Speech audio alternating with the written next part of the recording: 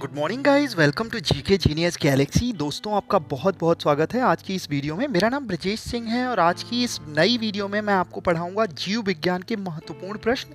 दोस्तों, ये बहुत ही ज़्यादा इंपॉर्टेंट टॉपिक है। आप लोगों के बार कई बार कमेंट्स आए थे कि जीव विज्ञान और रसायन विज्ञान के रिगार्डिंग आप एक वीडियो बनाइए। दोस्तों, आज की इस वीडियो में हम लोग पढ़ेंगे बायोलॉजी के टॉप 21 बहुत ही ज़्यादा अति महत्वपूर्ण प्रश्न मैंने सेलेक्ट किए हैं, जो कि पिछले एग्जाम्स में कई बार रिपीट करके पूछे गए हैं।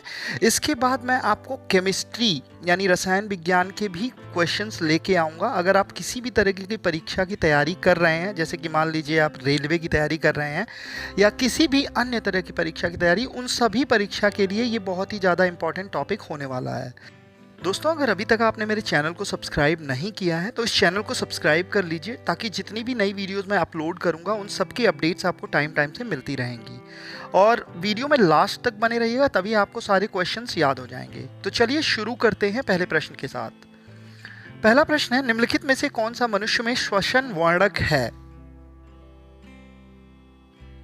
आपके ऑप्शन है ए हेमोसाइनिन, बी हेमोएरिथ्रिन, सी हीमोग्लोबिन, डी बी कैरोटीन। सही जवाब ऑप्शन सी हीमोग्लोबिन।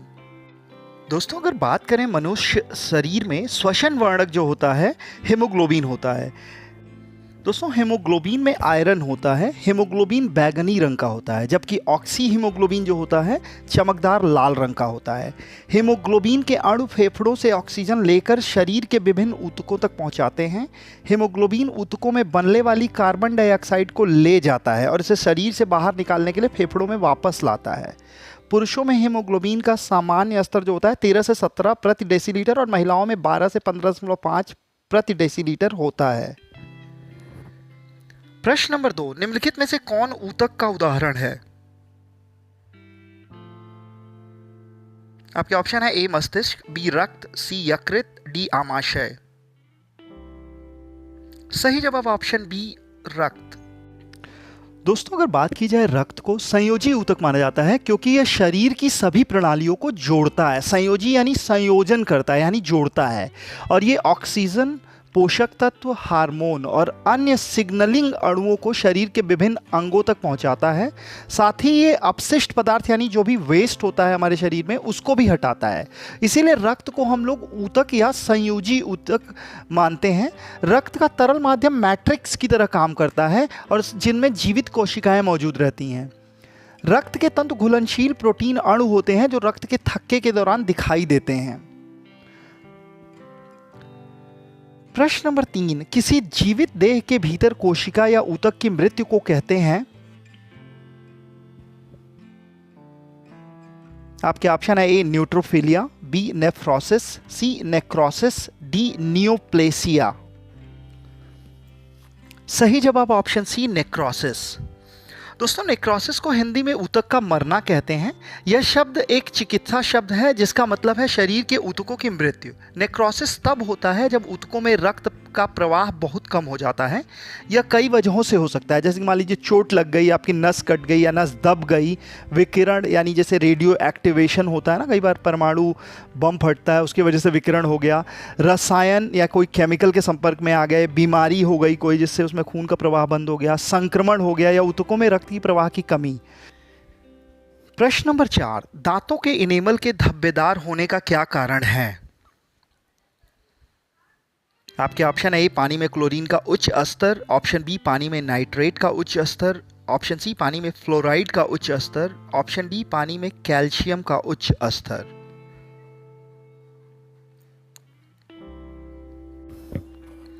सही जवाब ऑप्शन सी पानी में फ्लोराइड का उच्च स्तर। दोस्तों, कई बार लोग ऐसे इलाकों में रहते हैं जहां पीने के पानी में प्राकृतिक रूप से फ्लोराइड का स्तर ज़्यादा होता है। वो अनजाने में बहुत ज़्यादा फ्लोराइड का सेवन कर सकते हैं, जिसमें फ्लोरोसिस नामक स्थिति पैदा हो जाती है। जो बच्चे फ्लोराइड सप्लीमेंट की ज़्यादा खुराक लेते हैं उनमें भी फ्लोरोसिस विकास हो सकता है। फ्लोराइड जो होता है वो दांतों में जो इनेमल होता है उसमें उसकी सतह पर चाक जैसा सफ़ेद अजीब पैचेस दिखाई देते हैं आपको। पैच पीले या भूरे रंग के भी हो जाते हैं कभी कभी, जिससे इनेमल जो होता है वो धब्बेदार दिखाई देता है। प्रश्न नंबर 5, निम्नलिखित में से किसे आनुवांशिकी का जनक कहा जाता है? आपके ऑप्शन है A Morgan, option B Mendel, option C Watson, option D Bateson. सही जवाब ऑप्शन बी मेंडल। दोस्तों, आनुवांशिकी के जनक ग्रेगर जॉन मेंडल को कहा जाता है। ग्रेगर जॉन मेंडल का जन्म 22 जुलाई 1822 को मोराविया देश के एक साधारण कृषक परिवार में हुआ था। मेंडल ने मटर के पौधों पर अपने प्रयोग किए। उनके इस शोध ने आनुवांशिकी के विज्ञान की स्थापना की। मेंडल के काम से ही आधुनिक आनुवांशिकी की शुरुआत हुई। उनके मटर के पौधों पर किए गए काम को 1866 ईस्वी में प्रकाशित किया गया था। सन 1900 में इस काम की फिर से खोज की गई, जिसमें मेंडेलियन वंशानुक्रम के सिद्धांत को स्थापित करने में मदद मिली। प्रश्न नंबर 6, इम्यूनोलॉजी का जनक किसे कहा जाता है? आपके ऑप्शन है A Gregor Mendel, B Edward Jenner, option C Francis Galton, option D Hugo de Vries. सही जवाब ऑप्शन बी एडवर्ड जेनर। बात करते हैं विस्तार में। एडवर्ड जेनर को इम्यूनोलॉजी यानी उसको हम कहते हैं प्रतिरक्षा विज्ञान का जनक माना जाता है। जेनर ने सन 1796 ईस्वी में चेचक के टीके का विकास किया था। यह दुनिया का पहला टीका था। जेनर का जन्म 1749 में इंग्लैंड के ग्लॉस्टरशायर में हुआ था। जेनर ने एक छोटे लड़के को काउपॉक्स का टीका लगाकर चेचक का टीका विकसित किया। काउपॉक्स एक हल्का रोग है जो चेचक के प्रति प्रतिरक्षा प्रदान करता है। प्रतिरक्षा विज्ञान चिकित्सा विज्ञान की एक शाखा है। इसमें सभी जीवों के प्रतिरक्षा तंत्रों का अध्ययन किया जाता है। ये बहुत ही इंपॉर्टेंट प्रश्न है। प्रश्न नंबर 7, गन्ने में किस प्रकार की शर्करा पाई जाती है? आपके ऑप्शन है A sucrose, option B hexose, option C glucose, option D ribose. सही जवाब ऑप्शन ए सुक्रोज। दोस्तों, अगर बात की जाए गन्ने के रस में, तो गन्ने में ग्लूकोज प्लस फ्रुक्टोज पाया जाता है। ग्लूकोज और फ्रुक्टोज दोनों को मिला के सुक्रोज बनता है। फ्रुक्टोज जो होता है वो एक मोनोसेकेराइड होता है, और एक मोनोसेकेराइड शक्कर का सबसे सरलतम रूप है और कार्बोहाइड्रेट की सबसे छोटी इकाई है, जिसे आगे विभाजित नहीं किया जा सकता है। जब दो मोनोसेकेराइड जुड़ते हैं तो एक अणु बनता है, जिसे डाइसैकेराइड कहा जाता है। अन्य सभी विकल्प डाइसैकेराइड है, यानी ग्लूकोज और फ्रुक्टोज को जब हम जोड़ेंगे तो सुक्रोज बनता है, जो कि गन्ने में पाए जाने वाला ग्लूकोज होता है। यानी गन्ने में पाए जाने वाला सुक्रोज इसी को कहते हैं। फ्रुक्टोज और ग्लूकोज दोनों को मिला के सुक्रोज बनता है। प्रश्न नंबर 8, फलों में अधिकतर कौन सी शर्करा पाई जाती है? आपके ऑप्शन है A glucose, option B fructose, option C sucrose, option D galactose. सही जवाब ऑप्शन बी फ्रुक्टोज। दोस्तों, अगर बात की जाए फलों में, लगभग सभी फलों में फ्रक्टोज शर्करा होती है, लेकिन शरीर के भीतर खाए गए फ्रक्टोज यानी फल की शर्करा को ग्लूकोज में बदलने की भी प्रणाली होती है।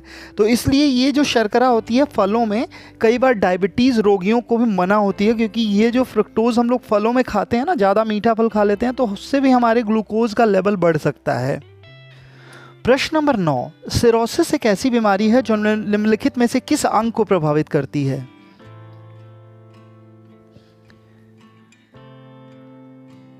आपके ऑप्शन है ए गुर्दे यानी किडनी, ऑप्शन बी यकृत यानी लिवर, ऑप्शन सी अग्नाशय यानी पैंक्रियाज, ऑप्शन डी छोटी आंत यानी स्मॉल इंटेस्टाइन। सही जवाब है ऑप्शन बी यकृत, जिसको लिवर कहते हैं। दोस्तों, अगर बात की जाए सिरोसिस रोग की, ये लीवर को प्रभावित करने वाला एक क्रॉनिक दीर्घकालिक यानी लंबा चलने वाला रोग है। इसमें जो होता है ना, लीवर पे घाव हो जाता है और लीवर ठीक से काम नहीं करता है। सिरोसिस लीवर को प्रभावित करने वाली स्थितियों के कारण होने वाले क्षति के अंतिम चरण का रोग है, यानी एकदम लास्ट स्टेज में होता है। ये सिरोसिस तब होता है जब लीवर की कोशिकाएं मर जाती हैं और उनकी जगह निशान ऊतक बन जाते हैं। ये निशान ऊतक लीवर के माध्यम से रक्त के प्रवाह को धीमा कर देते हैं, यानी खून का प्रवाह रुक जाता है वहाँ पे। कभी कभी तो मामला इतना गंभीर हो जाता है कि लीवर इतना क्षतिग्रस्त हो जाता है कि वो काम करना बंद कर देता है, जिसे लीवर फेलियर कहते हैं। सिरोसिस होता क्यों है? इसमें ज़्यादा जो लोग शराब पीते हैं, या हेपेटाइटिस बी हो जाता है, या वायरस का संक्रमण हो जाता है, या मधुमेह के कारण भी फैटी लीवर के कारण ये हो जाता है। प्रश्न नंबर 10, निम्नलिखित में से कौन सा समूह पादप जगत का सबसे बड़ा समूह है? आपके ऑप्शन है ए थैलोफाइटा, ऑप्शन बी ब्रायोफाइटा, सी टेरिडोफाइटा, डी यूग्लिना। सही जवाब ऑप्शन ए थैलोफाइटा। दोस्तों अगर बात की जाए थैलोफाइटा की, तो थैलोफाइटा जो है ये पादप जगत के सबसे बड़े समूह हैं। थैलोफाइटा पादप जगत के सबसे निचले स्तर पर पाए जाने वाले पौधे हैं। उल्वा, चरा और क्लैंडोफोरा थैलोफाइटा के उदाहरण हैं। शैवाल और कवक दो उपभाग हैं इसके। बहुत ज़्यादा इंपॉर्टेंट है, ये बहुत बार पूछा जाता है। प्रश्न नंबर 11, कोशिका में क्रोमोसोम, डीएनए और किसके बने होते हैं? आपके ऑप्शन ए चीनी, option B phosphorus, option C protein, D calcium. सही जवाब ऑप्शन सी प्रोटीन। दोस्तों कोशिका में मौजूद गुणसूत्र और डीएनए जो होते हैं वो हिस्टोन नामक प्रोटीन और डीएनए से मिलकर बने होते हैं। गुणसूत्र जैसे कि आप जानते होंगे धागे जैसी संरचनाएं होती हैं जिसमें डीएनए को कसकर पैक किया जाता है। गुणसूत्र क्रोमोटीन से बने होते हैं जिसमें डीएनए और संबंधित प्रोटीन का एक अणु होता है। डीएनए जो होते हैं वो आनुवांशिक पदार्थ हैं। डीएनए अणु की संरचना में 4 कार्बनिक समाक्षार होते हैं। ये हैं एडेनिन और ग्वानिन, थाइमिन और साइटोसिन, चीनी डीऑक्सीरिबोज और फास्फोरिक अम्ल। प्रश्न नंबर 12, प्याज के छिलके उतारने पर आंसू आते हैं क्योंकि प्याज निष्कासित करते हैं। आपके ऑप्शन है ए सल्फोनिक अम्ल, ऑप्शन बी स्लैफनिक अम्ल, सी एमिनो अम्ल, डी कार्बोलिक अम्ल। सही जवाब ऑप्शन बी सल्फेनिक अम्ल। दोस्तों आपने कभी ना कभी प्याज काटा ही होगा तो आपको पता होगा कि प्याज काटने से आंसू आते हैं। क्यों आते हैं? प्याज में एक रसायन होता है जिसका नाम है साइन प्रोफेंथियल एल ऑक्साइड। यह हमारी आंखों के लैक्रामाइल ग्लैंड जो होता है, लैक्रामाइल ग्लैंड, वहीं से आंसू निकलते हैं, उसको उत्तेजित कर देता है जिससे आंखों में आंसू बहने लग जाते हैं। क्या होता है, जैसे जब हम लोग प्याज काटते हैं तो उसमें लैक्रेमेटरी फैक्टर सिंथेसिस एंजाइम निकलता है और ये एंजाइम प्याज के अमीनो एसिड को स्लेफेनिक एसिड में बदल देता है। साथ ही जो स्लेफेनिक एसिड होता है वो साइन प्रोफेंथियल एस ऑक्साइड में बदल जाता है और ये जो ऑक्साइड है हवा के माध्यम से हमारी आंखों के संपर्क में आता है और इसके कारण हमारी आंखों की लैक्रामाइल जो ग्लैंड है जिससे आंसू निकलते हैं, आंखों में जलन और आंसू आने लग जाते हैं। अगर दोस्तों वीडियो अच्छी लग रही हो तो लाइक कर दीजिएगा और चैनल पे नए हो तो सब्सक्राइब जरूर कर दीजिएगा। प्रश्न नंबर 13, पौधे व पेड़ का खाना तैयार करने की प्रक्रिया क्या कहलाती है? आपके ऑप्शन है ए कार्बोहाइड्रोलिसिस, बी मेटाबॉलिक सिंथेसिस, सी फोटोसेंसिटाइजेशन, डी फोटोसिंथेसिस। सही जवाब ऑप्शन डी फोटोसिंथेसिस। दोस्तों फोटोसिंथेसिस जिसको हम हिंदी में प्रकाश संश्लेषण कहते हैं वह प्रक्रिया है जिसे में हरे पौधे और कुछ अन्य जीव सूर्य के प्रकाश को अवशोषित करके रासायनिक ऊर्जा का निर्माण करते हैं। इस प्रक्रिया के जरिए पौधे कार्बन डाइऑक्साइड और पानी का इस्तेमाल करके ऑक्सीजन और शर्करा बनाते हैं। प्रकाश संश्लेषण की वजह से ही पौधे में ऊर्जा का निर्माण होता है और ऑक्सीजन का उत्पादन वो कर पाते हैं। प्रकाश संश्लेषण की जो प्रक्रिया है, पौधे क्लोरोफिल, कार्बन डाइऑक्साइड, पानी और सूर्य के प्रकाश का इस्तेमाल करके अपना भोजन बनाते हैं। प्रश्न नंबर 14, लाल मिर्च तीखी होती है क्योंकि उसमें उपस्थित होता है। आपके ऑप्शन है A ricin, option B capsaicin, option C arecoline, option D caffeol. सही जवाब ऑप्शन बी कैप्सेसिन। दोस्तों लाल मिर्च हम सभी लोग खाते हैं और लाल मिर्च काफ़ी तीखी होती है, ये आपको भी पता होगा। तीखी क्यों होती है? क्योंकि इसमें कैप्सिसिन यानी कैप्साइसिन नाम का कंपाउंड होता है। यह कंपाउंड मिर्च के बीच के हिस्से में पाया जाता है। जब हम मिर्च खाते हैं तो कैप्साइसिन जो क्या करता है वह जीभ और त्वचा पर मौजूद नसों पर असर करता है।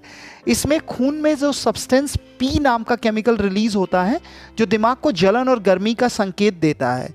इस वजह से हमें मिर्च का जो तीखापन है वो महसूस होता है। मिर्च का तीखापन जो है वो स्कोविल हीट यूनिट से नापा जाता है। ये बहुत इंपॉर्टेंट क्वेश्चन है। इसको शॉर्ट फॉर्म में हम SHU कहा जाता है, यानी मिर्च का तीखापन SHU से मापा जाता है। प्रश्न नंबर 15, पौधे के कौन से भाग से हल्दी प्राप्त होती है? आपके ऑप्शन है ए जड़, बी फल, सी पुष्प, डी तना। सही जवाब ऑप्शन डी तना। दोस्तों अगर बात की जाए हल्दी की, हल्दी जो है वो तने से मिलती है, लेकिन उसका जो तना है वो भूमिगत मतलब होता है ज़मीन के अंदर, वही जो मतलब हल्दी निकलती है वो तना होती है, उसको राइजोम भी हम लोग कहते हैं। कई बार ऐसे भी पूछा जा सकता है। हल्दी के बारे में अगर हम कुछ और बातें करें तो हल्दी जो है अदरक की ही प्रजाति का पौधा है। यह पौधा भारतीय उपमहाद्वीप और दक्षिणी पूर्व एशिया का मूल निवासी है। साथ ही साथ हल्दी एक एंटीबायोटिक होती है और हल्दी के बिना हमारे भारत में तो बिल्कुल भी बिना मतलब हल्दी के बिना कोई भी खाना नहीं बनता है। हल्दी को आयुर्वेद में प्राचीन काल से ही एक चमत्कारी द्रव्य माना जाता है, यानी दवाई मानी जाती है। हल्दी का इस्तेमाल कई तरह के व्यंजनों में किया जाता है। हल्दी में सूजन रोधी, एंटीसेप्टिक और एंटीऑक्सीडेंट गुण होते हैं। प्रश्न नंबर 16, माता पिता के गुण उनकी संतानों में किसके द्वारा स्थानांतरित होते हैं? आपके ऑप्शन है ए रक्त द्वारा, ऑप्शन बी हार्मोन द्वारा, ऑप्शन सी गुणसूत्र द्वारा, ऑप्शन डी इनमें से कोई नहीं। सही जवाब ऑप्शन सी गुणसूत्र द्वारा। दोस्तों अगर बात की जाए लक्षण माता पिता से संतान में जीन के माध्यम से स्थानांतरित होते हैं। जो डीएनए का खंड है, जिनको गुणसूत्र भी हम लोग कहते हैं, माता पिता के शरीर से आनुवांशिक जानकारी ले जाता है और प्रत्येक माता पिता से डीएनए के प्रत्येक खंड को युग्मकों के माध्यम से अगली पीढ़ी में स्थानांतरित कर दिया जाता है। प्रश्न नंबर 17, किस वैज्ञानिक ने खोज की थी कि मलेरिया मच्छरों द्वारा होता है? आपके ऑप्शन है A Ronald Ross, B C V Raman, C A Fleming, D Max Planck. सही जवाब option A Ronald Ross. Sir Ronald Ross ने मलेरिया के बारे में कई महत्वपूर्ण खोजें की थी। साल 1897 उन्होंने मादा एनफिलीज मच्छर से मलेरिया परजीवी की खोज की थी। इससे पता चला कि मच्छर से ही मलेरिया फैलता है। उन्होंने मलेरिया परजीवी के जीवन चक्र की खोज की थी। उन्होंने मलेरिया की आर्थिक लागत का पता लगाने का तरीका बताया था। उन्होंने मलेरिया के संक्रमण को समझने के लिए एक गणितीय मॉडल भी विकसित किया था। उन्होंने मलेरिया से लड़ने के लिए संगठनों की शुरुआत की थी। सन 1902 में उन्हें चिकित्सा के लिए नोबेल पुरस्कार से सम्मानित किया गया था। वे चिकित्सा के लिए नोबेल पुरस्कार पाने वाले पहले ब्रिटिश नागरिक थे। प्रश्न नंबर 18, स्टेथोस्कोप का आविष्कार किसने किया था? आपके ऑप्शन है जेनर ने, बी लैनक, सी सैबिन ने, डी पाश्चर ने। सही जवाब ऑप्शन बी लैनक ने। दोस्तों स्टेथोस्कोप, जिसको आप आला भी कहते हैं, जब आप किसी डॉक्टर के पास जाते हैं तो वो आले से आपको चेक करता है। कई बार कान में लगा के वो देखते होंगे आप एक यंत्र। स्टेथोस्कोप जो शब्द है वो ग्रीक भाषा के दो शब्दों से मिलकर बना है। स्टेथो जिसका मतलब है चेस्ट और स्कोपिंग यानी इसको अंदर से देखना या अवलोकन करना, यानी चेस्ट का अवलोकन करने के लिए बनाया गया था।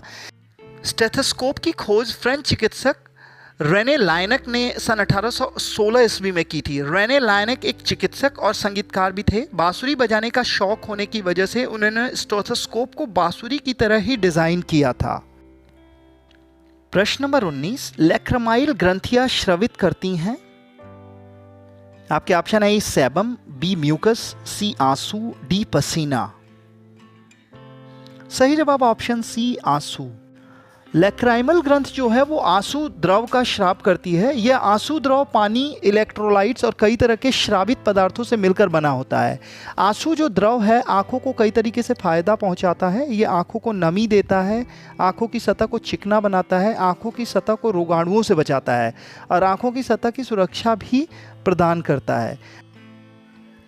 प्रश्न नंबर 20, हिस्टोलॉजी शब्द का सर्वप्रथम प्रयोग किसने किया था? आपके ऑप्शन है A Mayer, B Schleiden, C Robert Hooke, D मैमन। सही जवाब ऑप्शन ए मेयर। दोस्तों हिस्टोलॉजी शब्द का इस्तेमाल सबसे पहले जर्मन एनाटोमिस्ट और फिजियोलॉजिस्ट कार्ल मेयर ने किया था। उन्होंने साल 1819 में अपनी किताब on histology and a new classification of tissues of the human body में इस शब्द का इस्तेमाल किया था। हिस्टोलॉजी शब्द दो ग्रीक शब्दों से मिलकर बना है, हिस्टोस और लोगोस। हिस्टोस का मतलब है ऊतक और लोगोस का मतलब है अध्ययन। ऊतक विज्ञान यानी हिस्टोलॉजी अंगों के भीतर ऊतकों की संरचना और व्यवस्था का अध्ययन है। चिकित्सा निदान में ऊतक विज्ञान का बहुत ज़्यादा महत्व है। यह ऊतक संरचना के बारे में जरूरी जानकारी देता है और जरूरी स्वास्थ्य देखभाल के फैसले लिए जा सकते हैं। प्रश्न नंबर 21, तंत्रिका ऊतक की इकाई है? ऑप्शन है option A axon, option B neuron, option C गुच्छिका, ऑप्शन डी कोशिका। सही जवाब ऑप्शन बी न्यूरॉन। तंत्रिका तंत्र की मूल इकाई जो होती है वो न्यूरॉन होती है। तंत्रिका तंत्र शरीर में मौजूद तंत्रिका ऊतकों और तंत्रिका कोशिकाओं का एक संगठित नेटवर्क है। तंत्रिका तंत्र के बारे में अगर हम बात करें तो तंत्रिका तंत्र मस्तिष्क, रीढ़ की हड्डी और तंत्रिकाओं से मिलकर बना होता है। तंत्रिका तंत्र मस्तिष्क और शरीर के बाकी हिस्सों के बीच संदेश या विद्युत संकेत भेजता है। ये संकेत सांस लेने, हिलने, बोलने और देखने जैसे कामों के लिए जिम्मेदार होते हैं। आमतौर पर तंत्रिकाएं एक दिशा में इलेक्ट्रिकल इम्पल्स भेजती हैं। मानव मस्तिष्क में करीब 100 बिलियन और रीढ़ की हड्डी के करीब लगभग 13.5 मिलियन न्यूरॉन होते हैं। ये बहुत ज़्यादा इंपॉर्टेंट क्वेश्चन है दोस्तों, इसको जरूर याद रखिएगा।